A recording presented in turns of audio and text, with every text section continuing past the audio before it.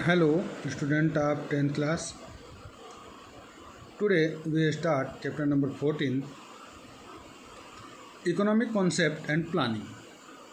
It is the important chapter. So, let us begin with the introduction of national income. We use the term income many times in everyday life. जैसा बच्चों हम सभी जानते हैं कि हम लोग अपने जीवन में इनकम के बारे में बातचीत करते हैं। Income is the measurement of welfare of a person और अ फैमिली। देखिए, इनकम क्या होता है बच्चों? एक मेजरमेंट होता है जिससे किसी भी व्यक्ति के वेलफेयर या उस फैमिली में जो पर्सन्स रह रहे हैं उनके बारे में जानकारी प्राप्त होती है। We know that income is not the only determiner of the welfare but is one of the most important factors. देखिए, जो इनकम है वो केवल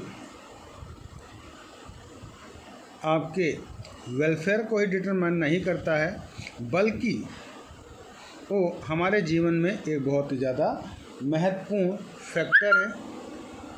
the income is of a person of family so the physical life. देखिए, यदि किसी व्यक्ति की इनकम उसके सोशल स्टेटस को, सिंबल को बताता है कि वो समाज के अंदर किस प्रकार से अपना लिविंग स्टैंडर्ड को मेंटेन कर रहा है। बच्चों, अगर आपकी इनकम बहुत अच्छी है तो आप अपने फैमिली का बहुत अच्छे से विस्तार कर सकते हैं। आइए कुछ चीज़ों के ऊपर नज़र डाल लेते हैं बच्चों। National income is the indication of the economic progress. देखिए बच्चों, जो नेशनल इनकम होता है वो हमें हमारे इकोनॉमिक प्रोग्रेस को क्या करता है? इंडिकेट करता है कि हमारे देश की कंडीशन कैसी है। इन सभी चीज़ों की जानकारियाँ हमें इनसे प्राप्त होती है। B part, we can compare the economy of other countries on the basis national income. देखिए, हम लोग कंपेयर कर सकते हैं बाकी देशों की इकोनॉमी की हालत कैसी है और हम किस स्थान पे खड़े हैं, इन सभी चीज़ों का हमें पता चल जाता है। See contribution of different sector and their relative importance. देखिए, इसमें जो अलग अलग सेक्टर्स हैं उनमें क्या क्या कंट्रीब्यूशन है, कौन कौन से फैक्टर्स हैं, क्या रिलेशन है, ये सभी चीज़ें बहुत ही ज़्यादा इम्पोर्टेंट मानी गई है। लास्ट पॉइंट है, on the basis of national income estimates future policy can be form. देखिए बच्चों, नेशनल इनकम के माध्यम से ही हम लोग क्या करते हैं? भविष्य में आने वाली पॉलिसी का निर्माण करते हैं। चलिए बच्चों, एक बहुत ही इम्पोर्टेंट टॉपिक, ये आप सभी को जानना भी चाहिए कि ये है क्या। चलिए तो आगे बढ़ते हैं बच्चों। आज हम बात करें बच्चों नेशनल इनकम की। देखो बेटा, जब किसी देश की आय पता करना है तो उसके लिए सबसे बेस्ट एग्जांपल है कि हम लोग उस देश के नेशनल इनकम, जैसे हमारी पर्सनल आय होती है, इंडिविजुअल्स की आय होती है, वैसे ही प्रत्येक देश की आय निकाली जा सकती है बच्चों। तो आइए बच्चों स्टार्ट करते हैं। National income is the monetary measurements of economic achievements. देखिए, राष्ट्रीय आय की बात करें तो एक मॉनेटरी मेजरमेंट्स है बच्चों जो इकोनॉमिक अचीवमेंट्स को प्राप्त करता है। It's defined as monetary value all product. देखिए, इसमें क्या गया, जितनी भी सर्विसेज हैं, प्रोडक्ट्स हैं, उनको मनी के फॉर्म में इंट्रोड्यूस किया जाता है बच्चों। इसके लिए एक फाइनेंशियल ईयर की वैल्यू को हम लोग वैल्यूएट करते हैं बच्चों। देखिए, फाइनेंशियल 1 अप्रैल से शुरू होकर के 31 मार्च के बीच में जितने भी हमारे सर्विसेज हैं, गुड्स हैं, उन सभी का जो योगदान है नेशनल इनकम में बच्चों होता है। Remember that the value of and products and services is included. देखिए, इसके अंदर जितने भी प्रोडक्ट्स हैं, सर्विसेज हैं, उन सभी चीज़ों को ऐड किया जाता है नेशनल आय के अंदर। तभी जा कर के हमें इम्पोर्टेंट नेशनल इनकम्स के बारे में जानकारी प्राप्त होती है बच्चों। चलिए आगे बढ़ते हैं। एक फार्मूला है जिससे हम लोग नेशनल इनकम निकालते हैं बच्चों। सबसे पहले हम लेते हैं पर capital income is equal to national income upon population. इसे डिवाइड कर देते हैं तो हमारा क्या है कैलकुलेशन, हमें राष्ट्रीय आय की पता चल जाता है। Calculation of national income in India. आइए बात करते हैं कि भारत में राष्ट्रीय आय की शुरुआत कैसे हुई। There was no government agency to calculate national income before independence India. देखिए, आज़ादी से पहले कोई भी राष्ट्रीय एजेंसियां नहीं थी जो हमारे देश की राष्ट्रीय आय की गणना कर सके।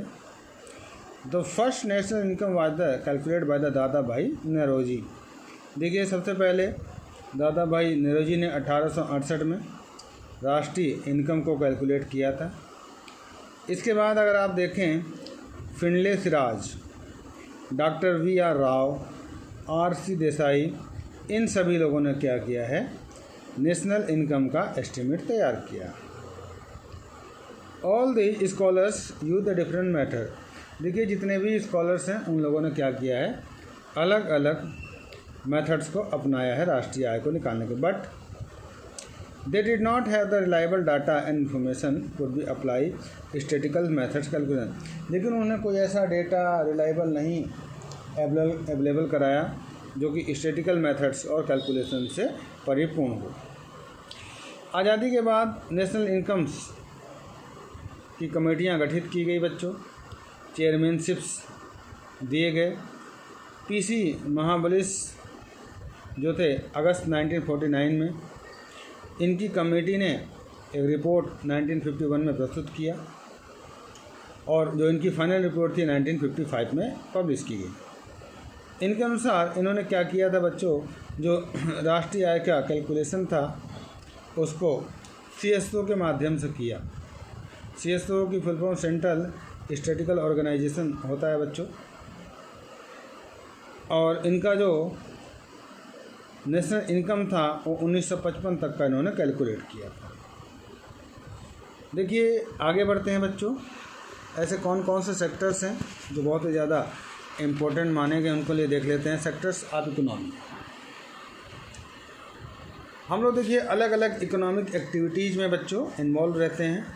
अनेक प्रकार के वर्क हम लोग करते हैं, डिफरेंट टाइप्स के सर्विसेज प्रोवाइड कर रहे हैं हम लोग। उन सभी एक्टिविटीज़ के अंतर्गत हम देखें तो उनको समझने की आवश्यकता है।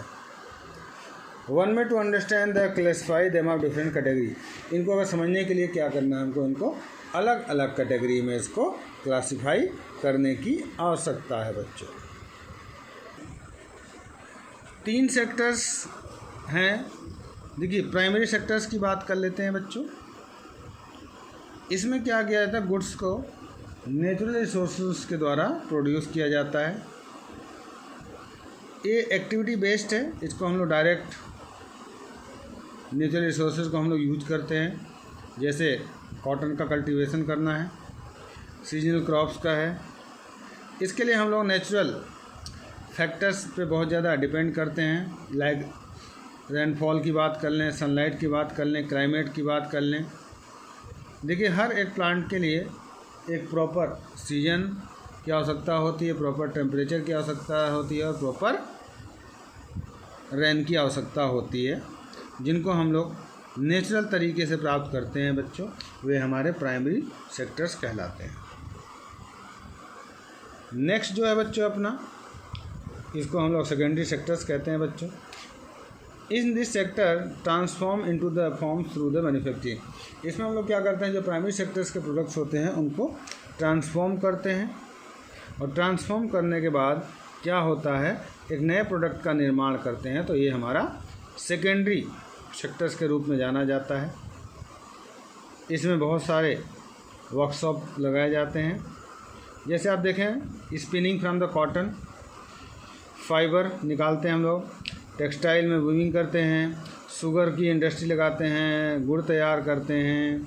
ठीक है, ये तो बहुत सारे ऐसे काम हैं ब्रिक्स बनाना, ये सब हमारे सेकेंडरी सेक्टर्स के अंतर्गत आते हैं बच्चों।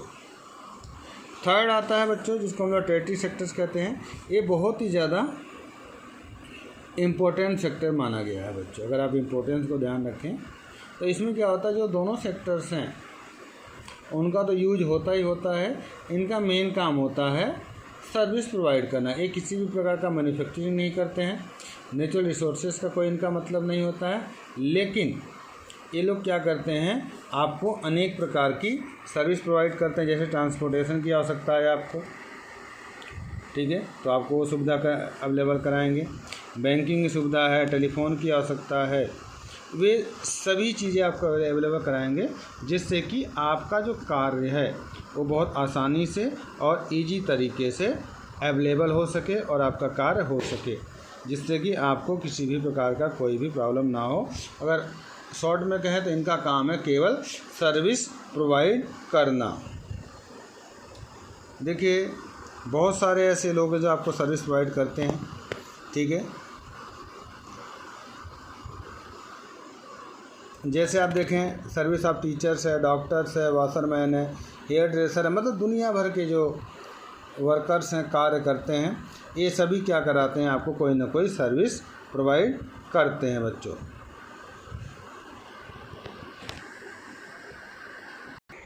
अगर हम मॉडर्न टाइम की बात करें बच्चों तो हम देखेंगे तो नई सर्विसेज जो है इंफॉर्मेशन बेस्ड टेक्नोलॉजी में बहुत ज़्यादा अवेलेबल है। जैसे कैफ़े है, एटीएम है, बूथ्स है, कियोस्क है, कॉल सेंटर्स है, सॉफ्टवेयर कंपनीज है, इन सभी जगह का बहुत ही ज़्यादा योगदान है बच्चों।